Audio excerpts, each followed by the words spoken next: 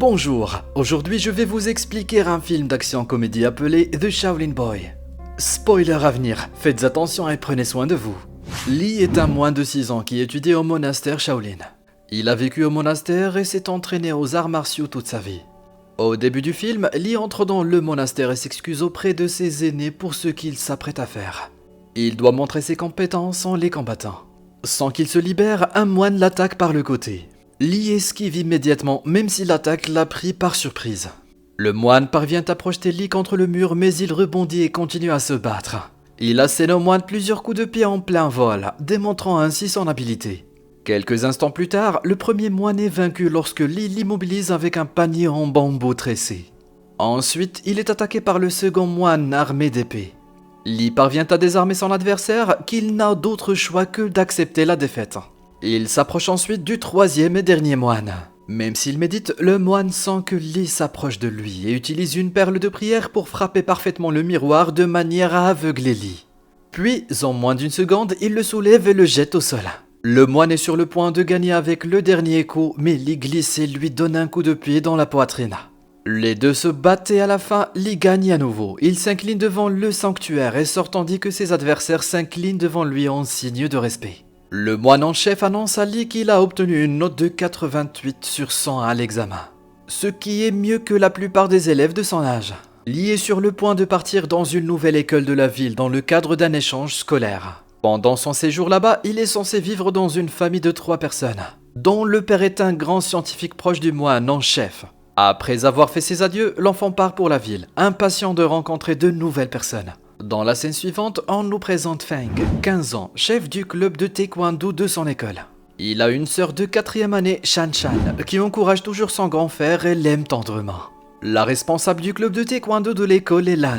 Elle analyse les matchs de Feng et lui donne un résumé de ce qu'il aurait pu faire de mieux.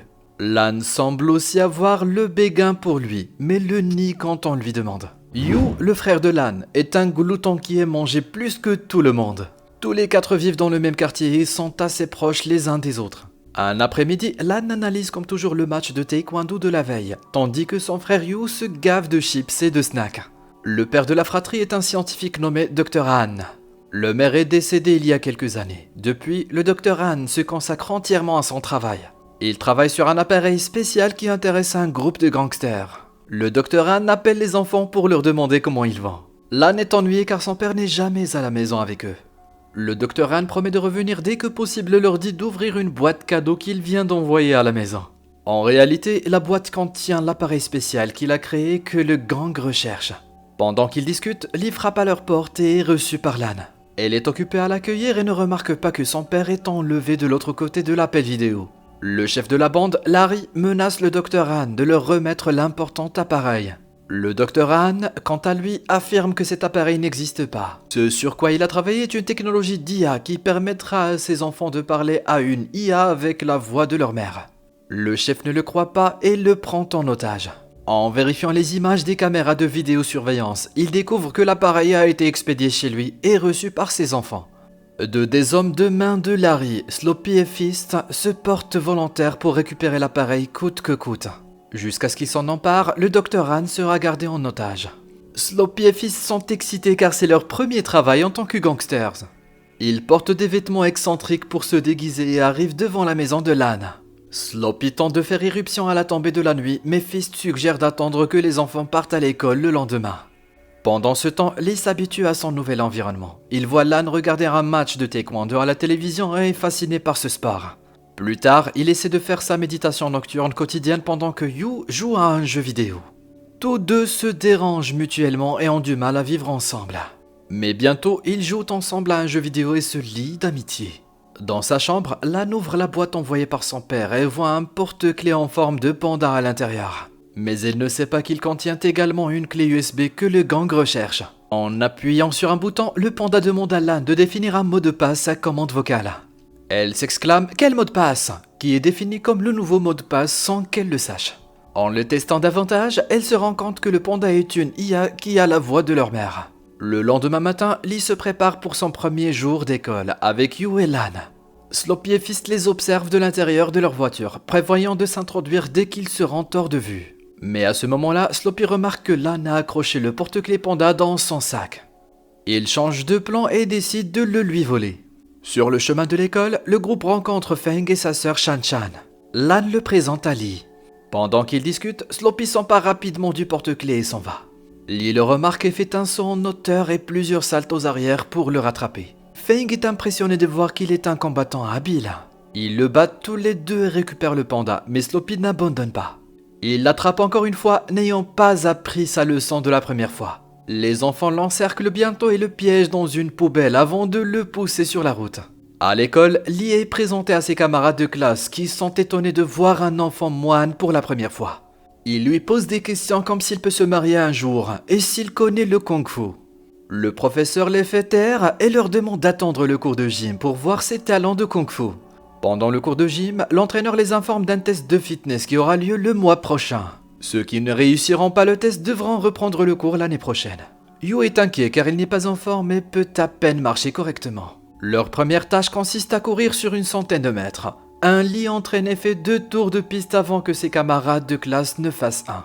Ensuite, on leur demande de faire des pompes, l'un des nombreuses spécialités de Lee. Il en fait plus de 100 alors que les autres enfants peuvent à peine en faire 2. Pour montrer ses véritables capacités, il fait même des pompes avec une seule main. Puis avec le corps à la verticale. Tout le monde l'acclame et le félicite. Ensuite, il est temps pour eux de faire des sauts en hauteur. Les sauts en hauteur de l'école primaire sont un jeu d'enfant pour Lee. Cependant, Yu se débat et tombe face contre terre sur la plateforme. De retour dans le laboratoire du Dr Han, le gangster Larry l'a attaché à une chaise et le frappe avec des balles de golf. Pour se distraire, le Dr Han lui enseigne de nouvelles techniques à ses propres frais. La nuit, Sloppy et Fist s'introduisent dans la maison à la recherche du panda. Lee les voit et se cache derrière une peluche pour les effrayer. Il perturbe les gangsters débutants, mais ceux-ci le voient rapidement et tentent de le combattre. Lorsque l'un descend, les gangsters s'emparent du panda et s'enfuient. Lee leur raconte ce qui s'est passé, mais les frères et sœurs pensent qu'il plaisante. Dans la scène suivante, Sloppy et Fist sont au laboratoire avec des balles de golf dans la bouche. Il s'avère qu'ils ont accidentellement volé un humidificateur pour panda au lieu de l'appareil spécial. Larry doit vendre le dit appareil à ses clients dans 3 jours, ce qui le rend impatient.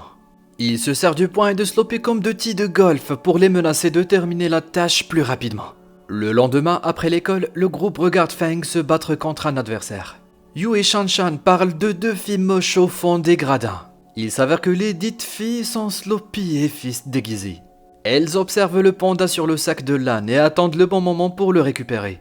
À ce moment-là, Lee défie Feng dans un match et tout le monde va à l'avant pour le regarder.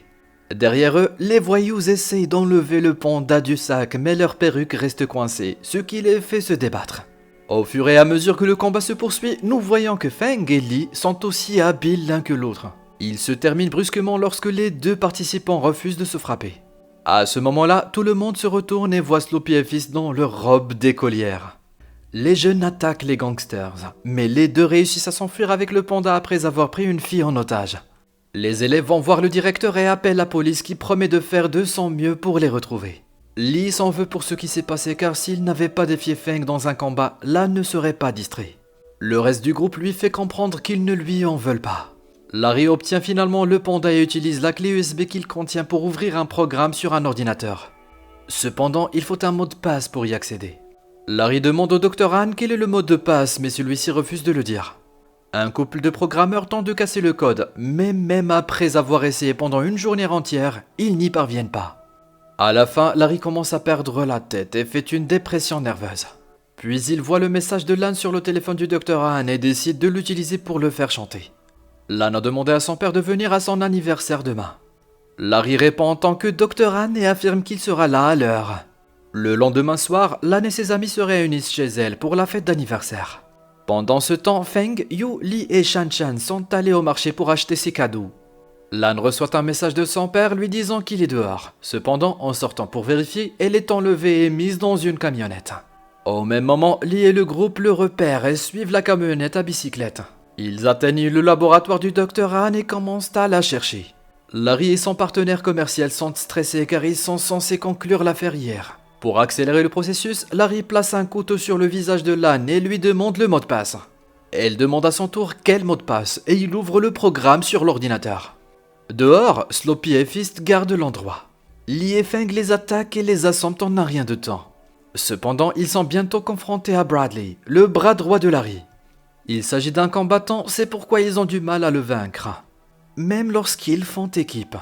Dans le laboratoire, Larry et son partenaire sont sur le point de conclure l'affaire, mais à ce moment-là, Yu arrive et libère secrètement sa sœur et son père. Lee leur vient également en aide et les aide à combattre les gangsters. Au milieu du chaos, Larry s'empare de la valise contenant la clé USB et sort en courant. Il est arrêté par le docteur Han, Yu et Lan qui le battent. Pendant ce temps, Lee rejoint à nouveau Feng pour lutter contre Bradley. Au début, ils se battent, mais ils parviennent finalement à le vaincre.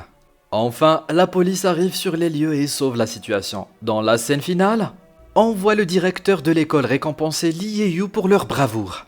Abonnez-vous pour recevoir d'autres vidéos de ce genre, activez les notifications et laissez un commentaire pour aider la chaîne.